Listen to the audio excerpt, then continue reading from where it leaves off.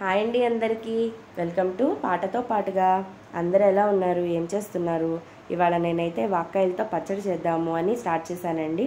మేము మా చిన్నప్పుడు ఈ వాక్కాయల్ని ఉప్పు కారం వేసేసి పైన తొడిమి తీసేసి ఉప్పు కారంతో తినేవాళ్ళమండి. చాలా టేస్టీగా అనిపించేవి. గింజ మాత్రం చాలా వగరుగా ఉంటుందండి. నోటికి తగిలిన తర్వాత మిగిలిన టేస్ట్ కూడా పాడైపోతుంది. అలాగే పచ్చడి చేసేటప్పుడు కూడా ఆ గింజల్ని తీసేసేయాలి. వాక్కాయల్ని 4 ముక్కలుగా కట్ చేసేసి దాని మధ్యలో ఉన్న గింజని తీసేయాలన్నమాట. తీసేసి పక్కకు పెట్టుకోవాలి. ఇప్పుడు స్టవ్ పైన ఒక బాండీ పెట్టి దానిలో కొంచెం నూనె వేసుకొని ఆవాలు, మెంతులు, ఇంగువ, ఎండుమిరపకాయలు ఈ 4 వేసి దోరగా వేయించుకోవాలన్నమాట. ఎండుమిరపకాయలు ఎంత చక్కగా వేగితే పచ్చడి టేస్ట్ అంత బాగుంటుంది.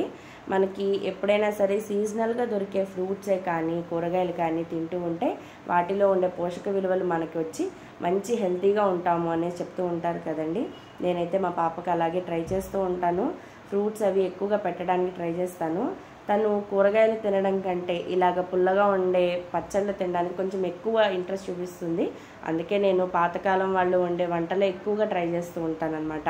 ఈ 4 బాగా వేగిన తర్వాత తీసి పక్కకు పెట్టుకుని చల్లారి పెట్టేసుకోవాలి. మనం ఇందాక పక్కన పెట్టిన వాక్కాయలు ఉన్నాయి కదండి, కొద్దిగా నూనె వేసి దానిలో ఈ వాక్కాయలు వేసి మెత్తగా అయిపోయేదాకా మనం వాటిని వేయించుకోవాలి. వాక్కాయలు వేగడానికి కొద్దిగా సమయం పడుతుంది. వాటిలో కొంచెం ఉప్పు, పసుపు వేసేసి మెత్తగా అయ్యేలాగా వేయించుకోవాలన్నమాట. మెత్తగా అయిన తర్వాత ఇందాక మనం పక్కకు పెట్టుకున్న ఎండుమిరపకాయల మిశ్రమాన్ని తీసి దాన్ని మిక్సీ జార్లో వేసేసి మెత్తగా గ్రైండ్ చేసేసుకోవాలి. తర్వాత మనం ఈ చల్లారి పెట్టుకున్న ఈ వాక్కాయ మిశ్రమాన్ని కూడా దానిలో వేసేసి మెత్తగా పట్టుకుంటే పచ్చడి రెడీ అయిపోతుందండి. ఉప్పు కొంచెం చూసి వేసుకోండి. ఈ పద్ధతిలో ఎవరైనా కనుక ఇంతకుముందు ట్రై చేసి ఉంటే కనుక నాకు ఒక కామెంట్ చేయండి. నా ఛానల్ని ఎవరైనా ఫస్ట్ టైం చూస్తే కనుక సబ్స్క్రైబ్ చేసుకోండి. పక్కనే ఉన్న బెల్ ఐకాన్ని క్లిక్ చేస్తే నేను పెట్టిన ఏ వీడియో అయినా సరే నోటిఫికేషన్ రూపంలో మీకు వచ్చేస్తుంది.